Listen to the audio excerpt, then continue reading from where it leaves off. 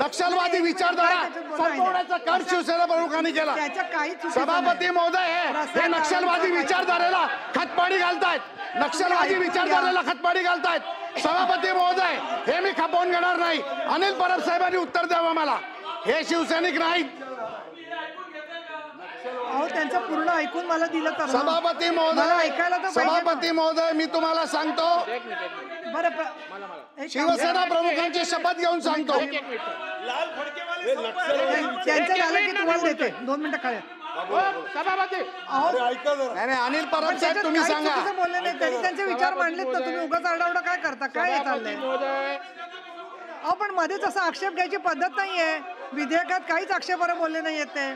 प्रसाद लाडाला पूर्ण करू द्या ना, प्रसाद लाडाला पूर्ण त्यांना बोलू द्या ना, त्यांचं पूर्ण करा ना। बरं बोला दानवे बोला, चला। सभापती महोदय आता माझा अधिकार सभापती महोदय आणि हे पा दानवे साहेब, तुम्ही 1 मिनिट म्हणजे 1 मिनिट बोला, परत 1 मिनिट म्हणजे थोडक्यात बोला। मी 1च मिनिटात बोलतो। बोला। माझा मुद्दा एवढाच आहे, शांतता ठेवा, खाली बसा। सभापती महोदय माझा मुद्दा एवढाच आहे की यांचं पोटातलं ओठात येतं हे असं बोलले। शिवसेना प्रमुखांनी ज्या विचारसरणीला मारलं म्हणजे काय?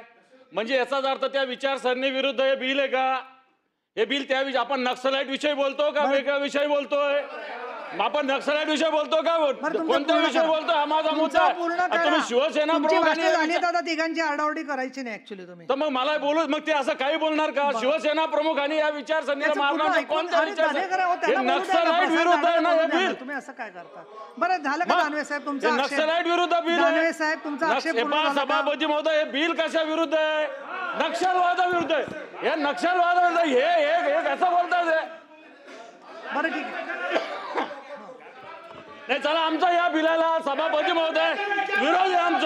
आमचा विरोध आहे या सगळ्याला, आमचा विरोध याला।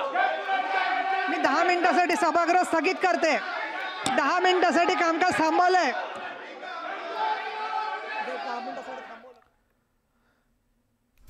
आणि जनसुरक्षा विधेयकावरनं विधान परिषदेत चर्चा सुरू आहे, यावरनं ही खडाजंगी झाल्याचं आपण बघतोय। प्रसाद लाड आणि अंबादास दानवे यांच्यामध्येही खडाजंगी झालेली आहे। यामध्ये भाजपचे आमदार एकीकडे आणि दुसरीकडे उभाटाचे आमदार, असं चित्र जे आज विधान परिषदेत बघायला मिळाल्याचं आपण बघतोय। आणि या सगळ्या गोंधळानंतर 10 मिनिटाकरता विधान परिषदेचं कामकाज हे तहकूब करण्यात आलंय।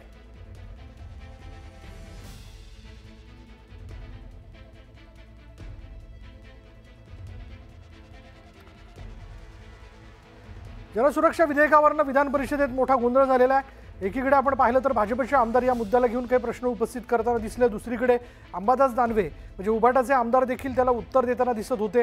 आणि एकूणच या सगळ्या गोंधळामुळे दोन्हीकडचे आमदार जागेवरनं उठून आवाज करायला लागल्यामुळे